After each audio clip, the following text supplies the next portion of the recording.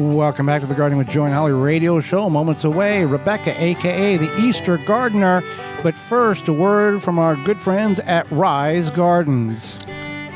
Rise Gardens is a revolutionary hydroponic gardening system for your home. Instead of food traveling hundreds or even over 1,000 miles before it hits your plate, harvest the veggies, herbs, and greens you need for dinner tonight in the comfort of your home.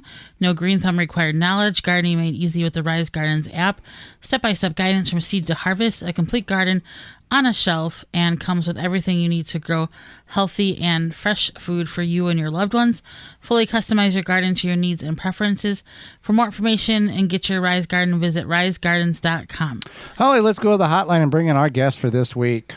Rebecca is the Theeastergardener and originally from Tucson, Arizona, podcaster, content creator, and garden enthusiast. Rebecca's mission is to share her love of gardening and composting with everyone. Welcome to the program. Thank you so much for having me. Well, thank you for taking time out of your day and not only to educate Holly and myself, but all of our listeners. And I'll start with this. Was gardening something you grew up with? Because as we see on your social media, you ask for advice. How did you get your start into gardening? Yeah, so I did not grow up with gardening at all. Not even flowers or anything like that. I actually, it's a really silly story. I was actually reading The Secret Garden. And as soon as I finished the book, I went right to Walmart, bought a pot and a couple flowers, and figured it out from there and just fell in love. And it grew and grew and grew from there. Well, I think that, as with that type of scenario, you didn't know what you didn't know, and you probably made mistakes that you didn't know you made, but somehow they worked out and you learned a whole lot more than if you just would have, read it in a book. Okay, step 1, step 2, step 3. No, absolutely. And that's exactly why I started my social media account, was to ask for advice and ask for feedback and learn from others and grow with others. It's exactly why I started my social media. Yeah, that's definitely, it's a very helpful place. And I think that sometimes older gardeners don't necessarily do that, as opposed to, I think, millennials and younger. It's like we're building a community, whether it be online or, directly in our community, where we help each other and feel free to ask those questions. Like, there's really no stupid questions. And I think there's a generational shift there. And I totally agree. And I wish that would change, because we need that knowledge. We need that generational knowledge that is just going away. Right. And I don't know what the disconnect there is. We have many older listeners to the program, and I don't know if it's just they've always been kept to themselves and they don't think anybody cares or wants to hear their information. I don't know what that is. Yeah. And I love asking questions, and I love, especially the Facebook groups are really helpful as well. But just asking the questions, and that's just how we all learn at the end of the day. Definitely. So you are mostly raised by gardener, from what I can tell. Is there a reason why you use raised beds? Did you start with gardening in the ground, or did you start with raised beds initially? Why raised by gardener? So during the pandemic, I was living in an apartment and doing a lot of pots inside, and all my window seals were filled with pots, and every single bit of sunlight was filled to the brim. And one Friday afternoon, we're bored, and my husband found an old bookshelf that he converted into a raised bed, and we put it right outside the door. And that's just kind of how I started gardening in a raised bed. And I really like the method of it. I like the no-till. I use the cardboard and layer that on top. I just think I like that method better. I haven't tried planting in the ground, so I don't have that knowledge, but I'd be willing to learn for sure. Now, when your husband came to you and said, I've got a bookshelf, I'm going to turn into a raised bed, were you like, then yeah, or yeah, go ahead and do it. I'll get the soil right now. I kept telling him I need something. Like he obviously saw all the plans and how enthused I was about it, and he's like, let's just make a little planter that you can just go outside and view it. And the first one was so jam packed. I can't even tell you. It was so tiny, and I still have photos of it today, but it's oh man. And I just really liked that contained method of gardening. Well, and it seems like your husband at least supports your love of plants, if not is involved in it. For people who don't have that spousal support system, how can one gather or encourage their spouse to be supportive in this mechanism of growing plants, or edible or non-edible? I would say I think if you're passionate about something, your partner will hopefully get on board. And I have a couple of videos of how to build raised beds that are really simple. And I think if you're just like, hey, let's just go to Home Depot, will you help me do this? Just the politeness of it. And I mean, my husband, he doesn't do any of the gardening. He just built me the beds. So that's all his involvement was. But so he doesn't need to be involved with the other stuff. But he sees that as your partner that you're passionate and he wants to help however he can. And he might not enjoy the gardening part, but he was like, hey, I'll hook you up with a bookshelf garden, and obviously involved from there. Correct. Yeah. And he actually built all of my raised beds that I have now and put in my watering system. So again, that's what social media is for. You can ask for advice if you don't have a spouse like that. You can Google, there's Pinterest, a lot of resources. Did you draw the connection to the fact that you started your garden based off of a book, and then your first raised bed was a bookshelf?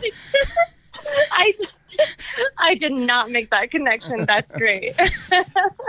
And your husband has probably puts together there is much more expensive hobbies you could be partaking in than just gardening. So I agree. There's totally other things. Well, let's talk about, you talked about your bookshelf garden being jam-packed. What are some of your favorite small space garden saving tips?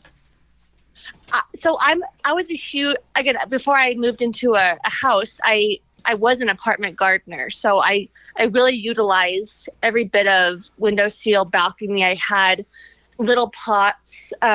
Those are great. You can grow a lot of vegetables and edible food in pots very easily. So I love that method. You can also, depending on the space you have, you can ask your landlord if you can just put a little planter outside. There's lots of little things like that you can do. You don't need a big space to garden. And I really want to emphasize that.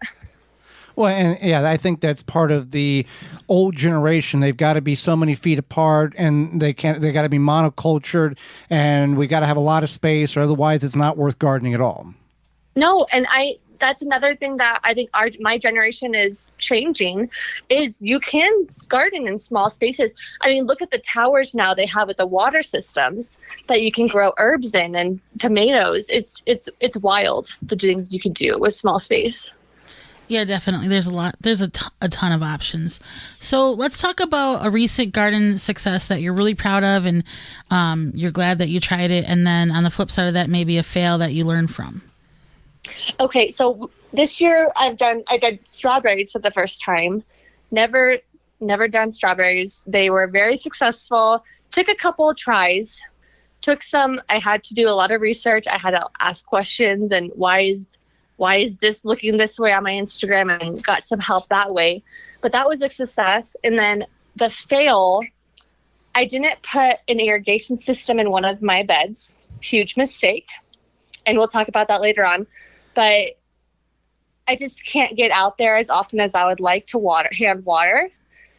And I ended up dying. So there's a lesson in that. There's a lesson in everything with gardening. That's what I love about it. Well, with varying weather patterns are becoming more of a challenging time now. Any tips on keeping your plants hydrated? You talked about you forgot to water them or couldn't water them without the irrigation system. How can we do that without the soil drying out? What in addition to irrigation can we use? Absolutely. I started this season using hay, like straw hay. I did a lot of research on that. You just put it over your plants, and it really contains the moisture in the soil. Now, with that, it did cause some weeds to pop up that you just have to hand pick. That's not a big deal. It doesn't overshadow anything. But the hay really contains the moisture in the soil, I've noticed. But it's a blanket. It's a natural blanket. Correct. For the soil. Exactly. And it also can keep the soil cooler by a minimum of 3 to 5 degrees. And based on where you're at in the country, that keeping the roots cool, that is the difference between living plant or dead plant. Absolutely. And if you're hand watering, it also helps with the time that you're not watering. And it's just overall a good system to use and natural.